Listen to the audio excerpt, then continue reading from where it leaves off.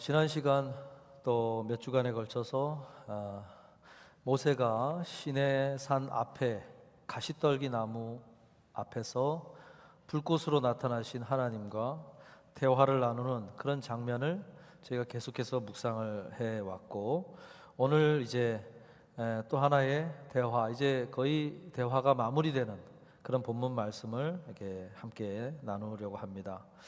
지난 시간에 순종에 있어서 중요한 것은 하나님과 보내는 시간에 있다, 이렇게 말씀을 드렸습니다. 순종은 별안간 되는 것이 아니고 하나님 앞에서 시간을 보내는 것이 확보돼야만 그런 것이 가능하다라고 말씀을 드렸는데, 우리는 누군가 특별히 소중한 사람, 그런 관계성에서 중요한 사람과 함께 시간을 보내게 되면 영향을 많이 받습니다.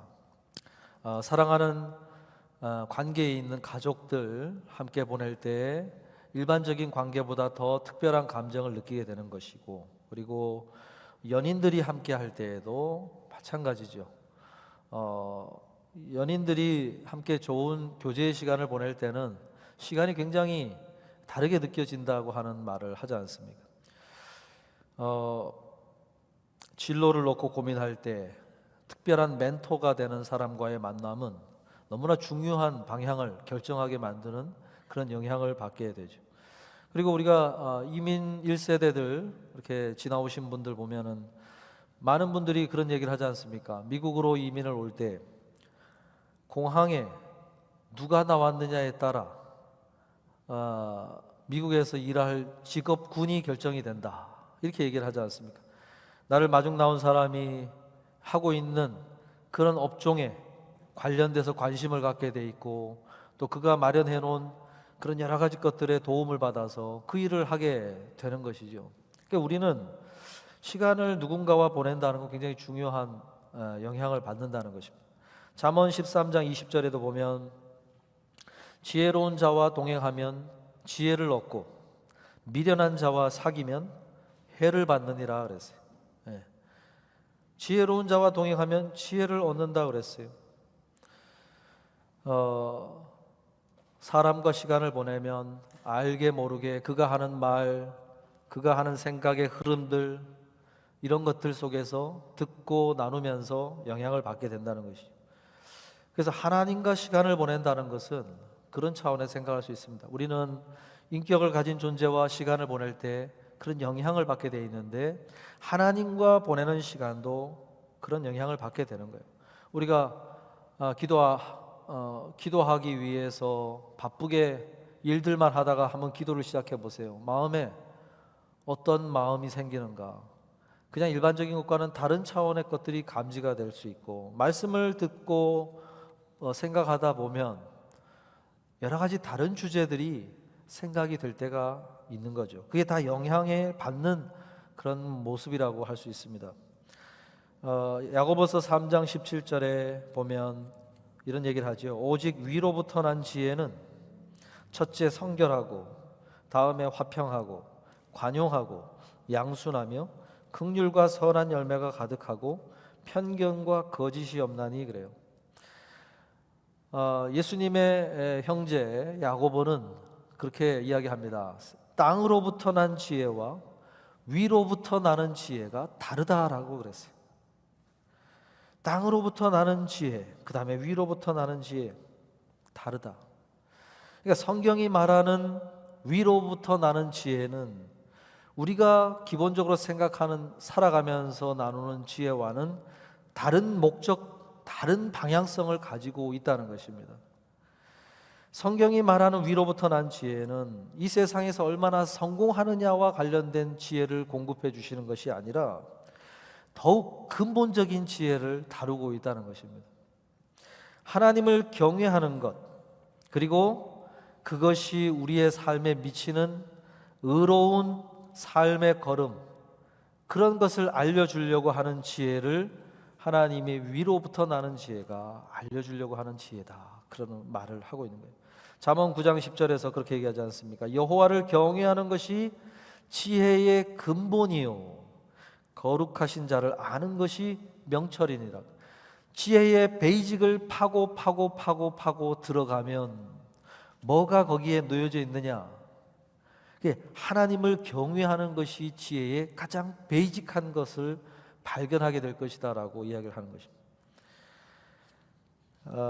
4, 5세기에 활동했던 아주 영향력 있었던 교부 중에 한 사람이 있습니다. 어거스틴이라는 분. 교부라는 말은 교회가 이제 시작이 되어 얼마 되지 않은 짧은 역사를 가진 그 시기에 중요한 역할을 하신, 교회의 아버지와 같은 역할을 한 분들을 교부라고 부르는데, 그 중에 어거스틴은 굉장히 중요한 역할을 했던 사람 중에 한 명입니다.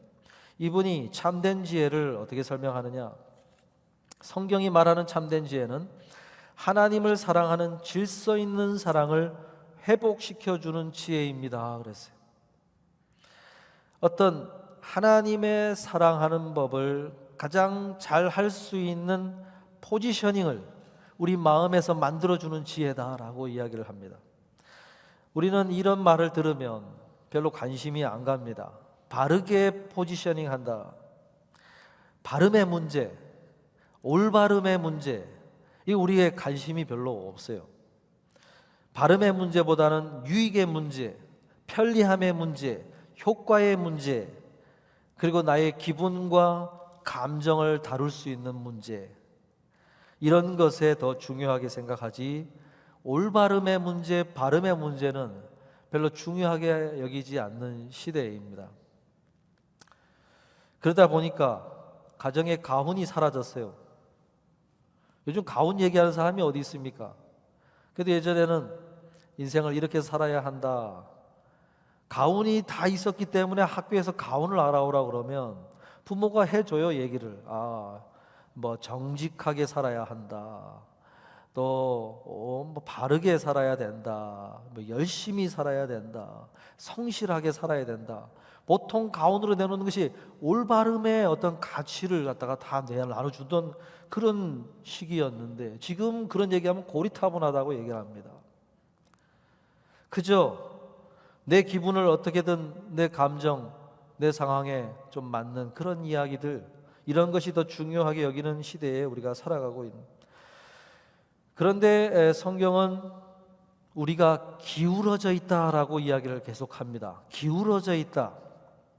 한쪽으로 우리는 기울어진 채 그렇게 살아간다. 그래서 열심히 살아가도 기울어져 있는 것에서 열심을 냈기 때문에 그 자체가 이미 기울어져 있는 것이니까 하나님 나라에 가치롭게 여겨질 수 없다라고 이야기를 많이 해요.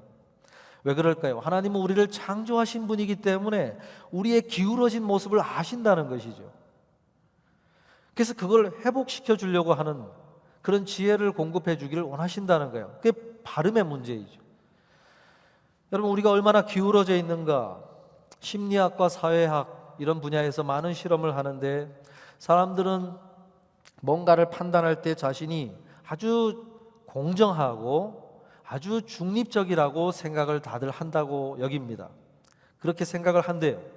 그런데 실제로는 그 판단을 내릴 때 무수히 많은 이해관계와 자신의 어떤 개인적인 선호하는 생각들이 거기에 다 영향을 미치면서 판단을 하고 있다고 이야기를 합니다. 상대방을 좋아하느냐 미워하느냐에 따라, 나의 감정에 따라 기준이 엄격해지기도 하고 아주 기준이 얕아지기도 한다는 거예요.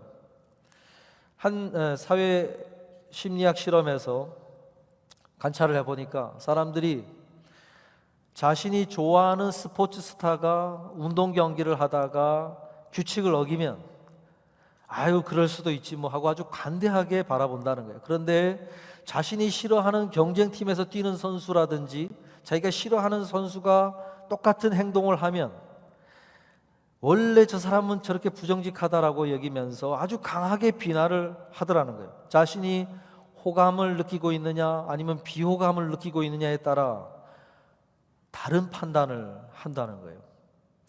그래서 한 법심리학 연구에서 한번 실험을 했더니 똑같은 죄목으로 똑같은 상황에서 저지른 죄를 가지고 재판정에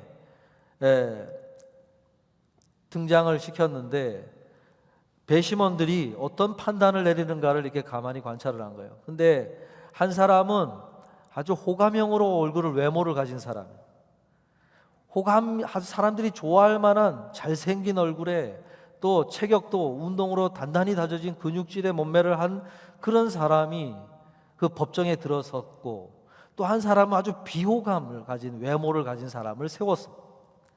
근데 나중에 배심원들이 어떤 판단을 내리느냐, 자신이 호감을 느끼는 그 죄수로 선 사람에게 덜 가혹한 형벌을 언도를 하더라는 거예요.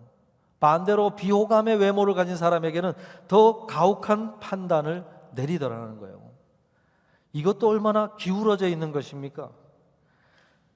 공정하지 않는 평가, 그런 것이 우리가 모든 활동 속에 내려지고 있다는 거예요. 그래서 하나님이 볼 때는 우리가 얼마나 기울어져 있는가를 보면서 그것을 바로잡기 위한 지혜를 제공해 주시려고 한다는 것이죠. 우리의 내면의 질서, 생각의 질서, 감정의 질서들이 이러저러한 이유들로 또 상황들을 만나면서 많이 기울어지고 마구 헝클어져 있는 그런 모습을 우리가 하고 하나님 앞에 설 때가 얼마나 많은가 하는 것을 성경은 보면서 이야기를 한다는 거예요. 그래서 우리가 하나님과 시간을 보내는 그런 시간을 통해서 우리 안에 있는 헝클어져 있는 질서들이 제자리를 찾아가는 것은 굉장히 중요한 문제입니다. 오늘 우리가 본문을 통해서 살펴보는 모세에게서도 우리가 그것을 발견할 수 있어요. 모세는 하나님 앞에서 시간을 보내면서 점점 자신의 마음에 있는 것들을 꺼내기 시작을 하고, 마음에 있는, 지난 시간에는 말을 못하는 어눌한 것, 그것 때문에 갖고 있는 여러 가지 자격지심에 대한 그런 것을 이야기를 꺼내기 시작했고, 오늘 본문에서는 무언가 하나를 더 꺼내고 있는 그런 말을 하고 있습니다. 오늘 본문 13절에 보니까 모세가 이르되 오 주여 보낼 만한 자를 보내소서. 보낼 만한 자를 보내소서. 이건 뭘 꺼낸 겁니까? 하나님이 처음에는 모세가 하는 이야기에 대해서 찬찬히 대답을 해주셨어요. 처음에는 자기가 가면은 이스라엘 백성들이 자신을 못 믿을 것입니다. 바로가 자신을 못 믿을 것입니다. 그래? 그러면 내가 3가지 표적을 보여주겠다 하면서 다 이야기를 꺼냈더니 결국은 다른 사람의 이야기를 처음에는 꺼내다가 결국 자기의 마음을 꺼내면서 마지막에 꺼낸 것이 주여 보낼 만한 자를 보내소서. 하나님, 저는 끝까지 못하겠습니다. 이런 마음을 꺼낸 거예요. 정말로 핵심이 거기에 있었던 것이죠. 저는 정말로 못하겠습니다. 저 말고 다른 사람을 보내십시오라고 이야기를 한 거예요. 마지막까지 하나님의 뜻에 순종하지 못하는 그 모습이 모세의 마음속에 자리하고 있던 그 속 사람의 모습이었다는 거예요. 여러분, 그런데 우리가 결과를 알지 않습니까? 그런데 결국은 모세가 순종을 했다는 것이죠. 그럼 뭘 얘기하는 것입니까?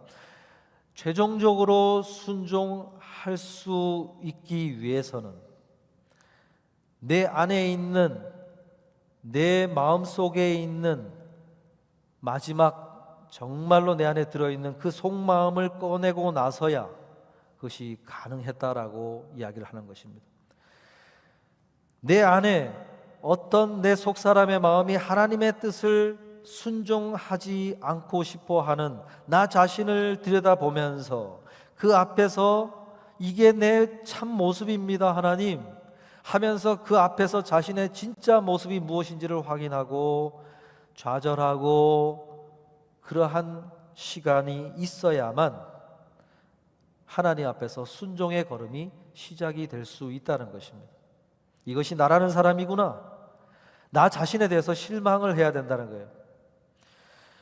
우리는 뼛속까지 창조주 하나님을 따를 수 없는 죄인이구나, 하나님이 뭔 말을 해도 거기에 대해서 따르고 싶어 하지 않는 마음이 내 안에 들어있는 진짜 마음이구나 하는 것을 깊이 깨닫고 나 자신에 대해서 좌절하고 낙심하는 것이 있어야 그 다음에 하나님 앞에 걸어갈 수 있는 순종의 걸음이 이루어질 수 있다는 거예요.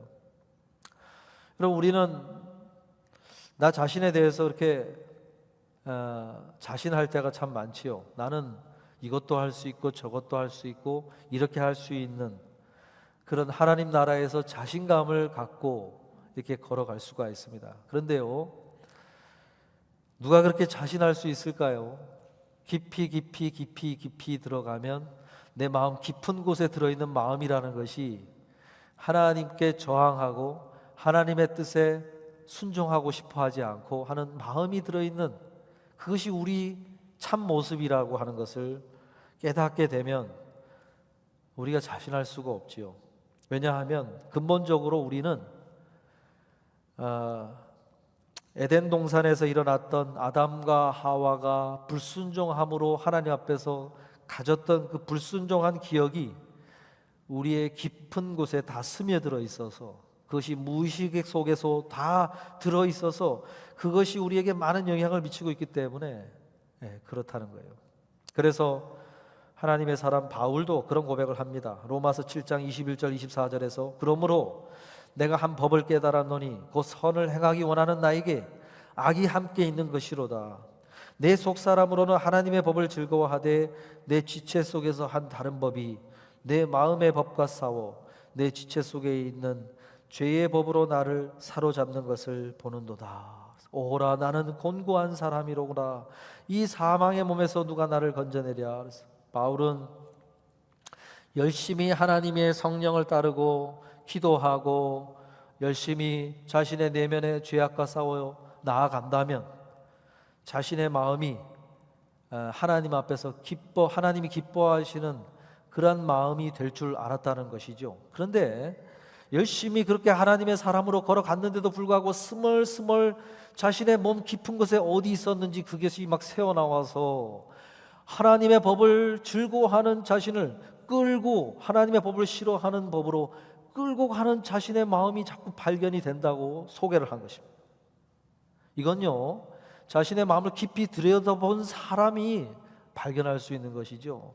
대부분 그런 것을 발견도 못한 채 내가 왜 이런 마음이 생기는지 이유도 모른 채 우리는 그렇게 행동을 하지만, 사도 바울이 깊이 자신의 몸을 들여다보니까 그렇다는 거예요. 그래서 거기서 좌절한 거예요. 야, 내가 이 정도밖에 안 되는 사람이구나. 여호라 공고한 사람이로다. 이 몸에서 나를 건져낼 수 있으랴. 자신에 대한 깊은 실망과 좌절의 고백인 것입니다. 모세가 자신 안에 있는 속마음을 꺼냈을 때 그걸 꺼낸 거예요. 보낼 만한 자를 보내서 하나님 죄송합니다. 무슨 말씀을 하셔도 보낼 만한 사람을 보내십시오. 이게 그가 내놓을 수 있는 5차례에 걸쳐서 못하겠습니다를 얘기할 때 마지막 5번째에 꺼낸 게 그거였어요. 그랬더니 하나님이 어떤 반응을 보이십니까? 14절에 보니까 여호와께서 모세를 향하여 노하여 이르시되 레위 사람 내 형 아론이 있지 아니하냐? 그가 말 잘하는 것을 내가 아노라. 그가 너를 만나러 나오나니 그가 너를 볼 때에 그의 마음에 기쁨이 있을 것이라.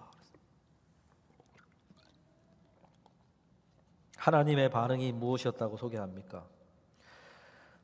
모세를 향하여 노하셨다. 그랬어요. 노하셨다.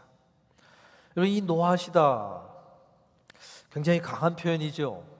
노하셨다, 진노하셨다. 근데 이 진노하셨다는 이 표현의 원어를 직역하면 여호와의 코가 뜨거워졌다입니다. 여호와의 코가 뜨거워졌다.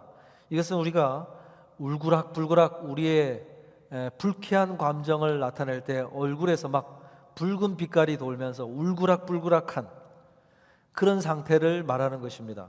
하나님이 굉장히 모세를 향하여 불쾌한 감정을, 실망의 감정을 표현하셨다고 하는 것을 소개한 것입니다. 그런데 이거보다 더 강한 표현, 하나님이 진노하시면 심판으로까지 가는 심판의 액션이 나오는 진노가 하실 때에 히브리어 원어가 어떤 걸 사용하냐면 뜨거운 정도가 아니라 타오르는 상태예요.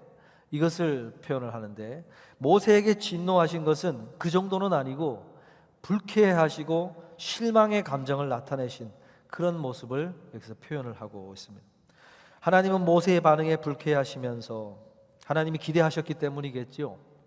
그러나 여기서 이제 그에게 더 이상 요구하지 않으시고 그 다음에 그의 형 아론을 준비시켜 놓았다고 소개를 하고 있습니다. 여기서 우리가 기억해야 될 두 가지 메시지가 있다고 할 수 있는데, 첫째는 모세가 끝까지 거부했음에도 불구하고 하나님은 포기하지 않으시고 새로운 계획을 발표하심으로 그 뜻을 이루고 가시는 모습을 우리가 여기서 발견합니다.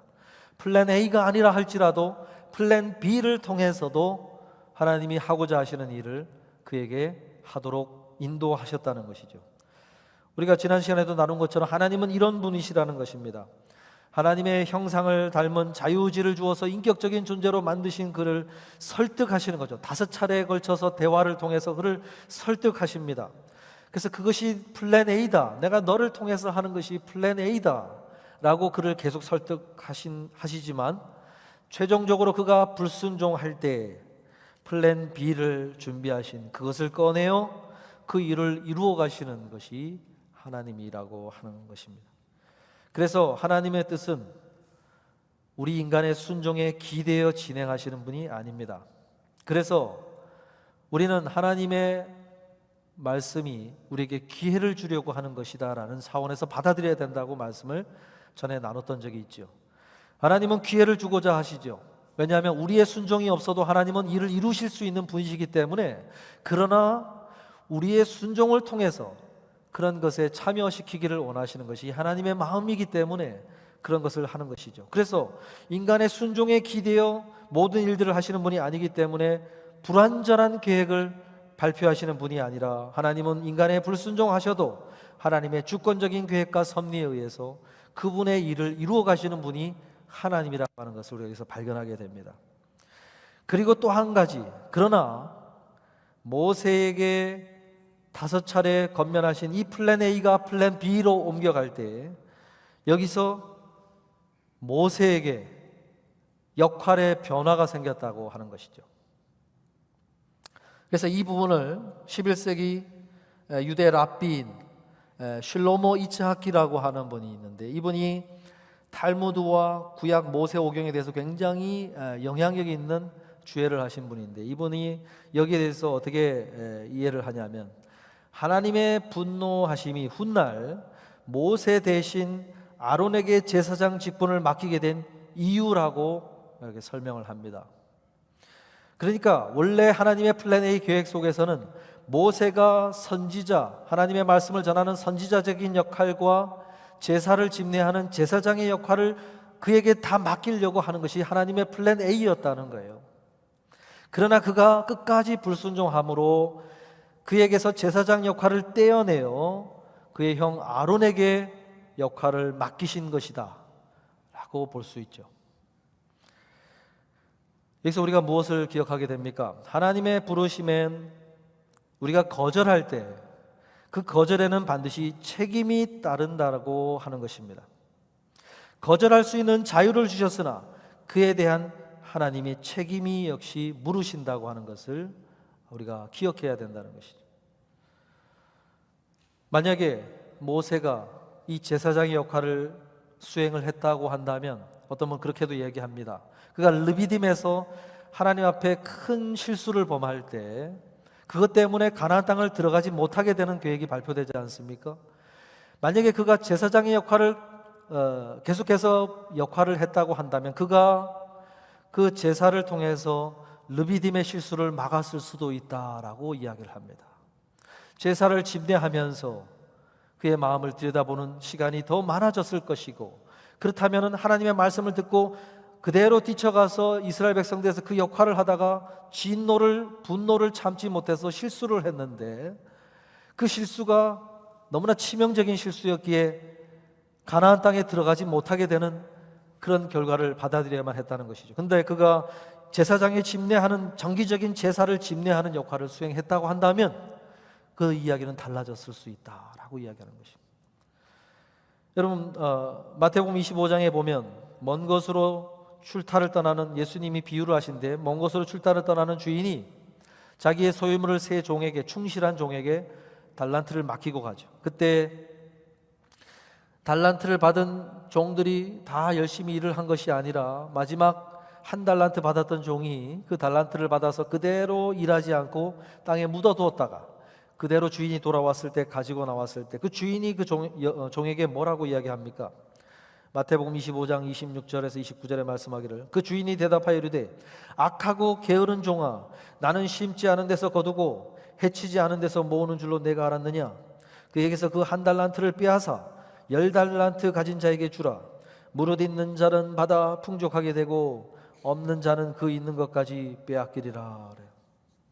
주인이 한 달란트 받은 그에게 줬던 것을 다시 빼앗아 열심히 일한 자에게 빼앗아 주는 기회를, 그에게서 더 이상 기회를 빼앗아 다른 이에게 주는 그런 모습의 주인을 소개를 한 것인데, 그것이 하나님이라고 하는 사실, 성부 아버지 하나님의 모습이라고 예수님은 소개를 한 것이지요.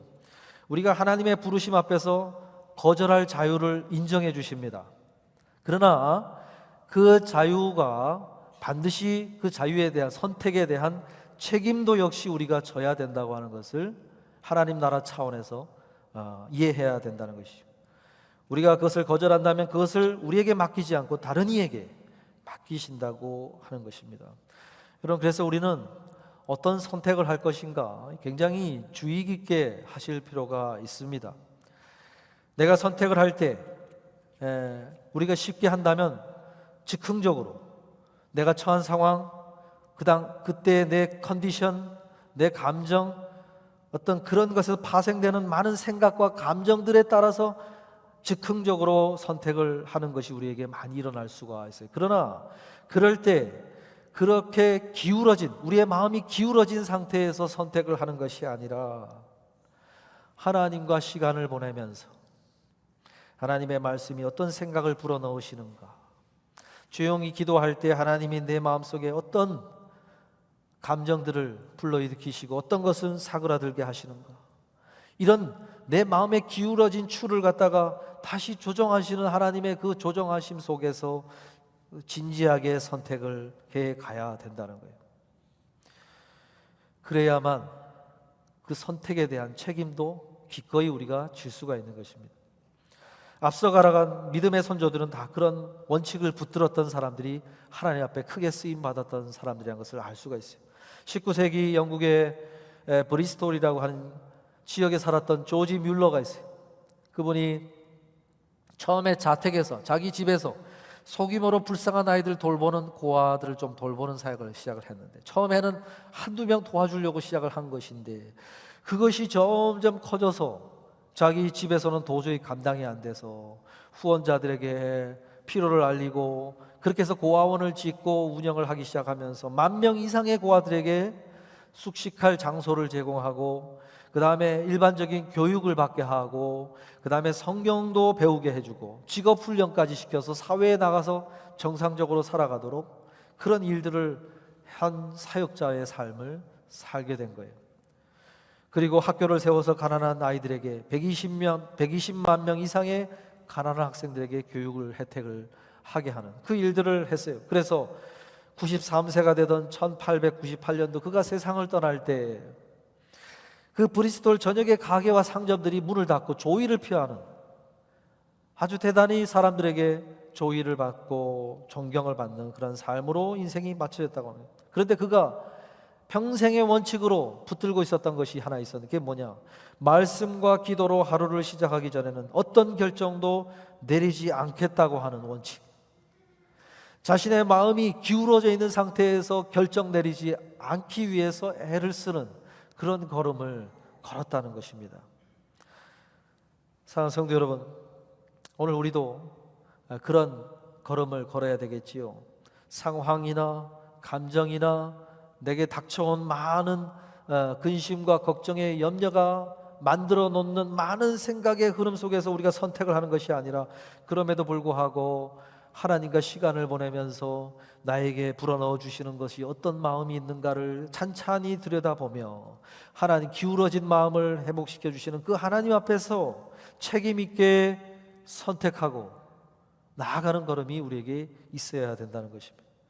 우리에게 나오는 많은 그런 것들을 한번 돌아보면서 나는 어떤 모습으로 선택하고 있는가를 돌아봐야 되겠죠. 말씀을 마무리하려고 하는데 오늘 본문 15절에 보니까 너는 그에게 말하고 그의 입에 할 말을 주라. 내가 내 입과 그의 입에 함께 있어서 너희들이 행할 일을 가르치리라. 하나님께서 아론을 통해서 그 일들을 하게 하겠다 말씀하시면서 아주 중요한 말씀을 한 가지 하셨죠. 뭐냐면 내가 너의 입과 그의 입에 함께 있어서 그 일을 하게 하겠다라고 말씀하세요. 무슨 얘기입니까? 아론을 붙여준다 하더라도, 너가 혼자 그 일을 한다 하더라도, 아론이 붙어서 같이 동역한다 하더라도 중요한 것은 이 일은 내가 너희들의 입과 함께 있어서야만 그것이 이루어질 수 있다라고 이야기를 하신 거예요. 여러분, 나가 혼자 그 일을 하다 할지라도 또는 다른 누군가와 함께 한다 할지라도 그 일에 하나님이 함께 하여야만 그 일을 통해서 하나님의 뜻이 이루어질 수 있다라고 말씀하셨다는 것이죠. 이것은요, 개인적으로나 가정적으로나 또한 공동체적으로 동일한 원리라고 할 수 있습니다. 내 입에 하나님이 함께 하셔야만 내 입에 하는 말이 하나님의 뜻을 이루는 말이 될 것이고, 내가 하는 손 위에 하나님의 손이 함께 하셔야만 그 하는 일들이 하나님이 원하시는 일들이 된다는 것이고, 내가 걸은 발걸음에 하나님의 발걸음이 함께 하셔야만 그 일이 하나님이 기뻐하시는 종류의 열매가 맺는 일이 된다는 것입니다. 그렇지 않으면 다른 종류의 말, 다른 종류의 일들이 이루어지는 걸음이 될 것이라는 것입니다. 여러분, 열심만 가지고는 안 되는 것입니다. 열심만 갖고는 안 돼요. 내 지혜를 가지고만 되어지는 일이 아니라는 것입니다. 하나님이 그 일에 함께 하셔야만 가능한 일이라고 말씀하셨다는 거예요. 여러분, 사업장에 가셔서 열심히 땀 흘려서 일하면 되는 일이 아니라는 것입니다. 그 일들 속에 하나님이 함께 하셔야만 된다는 거예요. 여러분, 열심히 일하면 일한 만큼 거두게 되는 세상입니까? 농부가 열심히 땀 흘리면 흘린 대로 거두는 세상이 아니잖아요. 열심히 일을 하고 땅을 파보니까 감자가 썩어 있고 벌레 먹어 있고 알갱이가 이상하게 작아져 있고, 그럼 어떻게 되는 것입니까? 땀이 흘린 대로 거둔 게 아니죠. 우리가 사업장에 하든 직장에 가서 일을 하든 그리고 교회 공동체에서 뭔가 일을 하든 간에 열심히만 하면 뭔가 일이 그대로 나오겠지가 아니라는 것입니다. 그 모든 일 가운데 하나님이 함께 하셔서 은혜의 일을 이루셔야만 그것이 된다고 하는 거예요. 열심히 일했는데 가시떨기가 나오고 엉겅퀴가 나오고 잡초가 무성하게 일어나는 일들이 생길 수 있다는 것이죠. 여러분, 우리가 이거 사실을 안다면 하나님 앞에서 내가 해가는 모든 일 가운데 하나님의 은혜와 은총을 구하며 일을 해야 된다는 것을 우리가 깊이 생각하면서 사업의 현장, 직장의 현장, 가정의 일들, 교회의 일들을 할 수 있어야 된다는 것입니다. 사랑하는 성도 여러분, 올 한 주 또 이제 새롭게 주어지는 한 주 동안에 열심히만 하면 안 된다. 그 위에 하나님의 입 말이, 하나님 우리의 입에, 우리의 손에, 우리의 발에 하나님이 함께 하여 주셔야만 된다라고 하는 사실을 기억하시면서 하나님과 함께 보내는 시간을 아까워하지 마시고 모든 일을 스탑하고 구석에 앉아 조용히 기도함으로, 또한 하나님의 말씀을 기억함으로 함께 하시길 바라요. 제가 일부 예배 때 이 말씀을 꼭 기억하셔서 사업장에 가시면 반드시 이 말씀을 읽고 기도하십시오. 이건 당장 적용해야 될 말씀이라고 권면을 드렸어요. 너는 그에게 말하고 그의 입에 할 말을 주라. 내가 내 입과 그의 입에 함께 있어서 너희들이 행할 일을 가르치리라. 내가 하는 손에, 내가 하는 발걸음에 하나님 함께 해 주시옵소서라고 하는 이 말씀을 읽고 요청하고 기도함으로 사업장에서 일을 하시라. 당장 시행해야 되고 당장 적용해야 될 말씀이다. 이 말씀은 그렇게 말씀을 드렸어요. 여러분, 삶으로 돌아가면요, 오늘 배운 말씀 이 15절의 말씀을 읽고 하나님, 제가 하는 손 가운데 함께 해주시고 발걸음 가운데 함께 해주시고 하나하나 하나님 함께 해달라고 요청하심으로 그 일들을 하셔서 내가 하는 일들 가운데 하나님의 은혜가 함께하는 그런 열매를 맛보시는 저와 여러분 되시기를 주님의 이름으로 축복합니다.